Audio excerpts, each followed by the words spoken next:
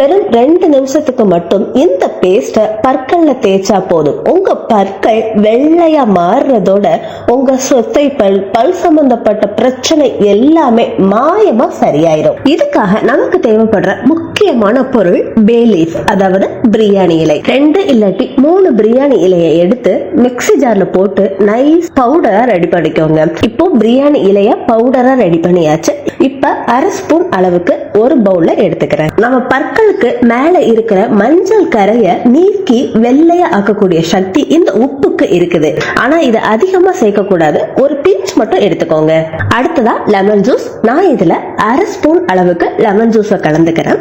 அடுத்ததா 1/2 table spoon அளவுக்கு honey, அதாவது தேன். இப்ப இந்த 4 பொருட்களையும், பிரியாணி இலை பொடி, உப்பு, லெமன் ஜூஸ், ஹனி, இந்த 4 பொருளையும் நல்லா மிக்ஸ் பண்ணிக்கோங்க. இப்ப பாருங்க, ஒரு பேஸ்ட் பதத்துக்கு நல்லா கெட்டியா வந்திருக்கு இல்லையா?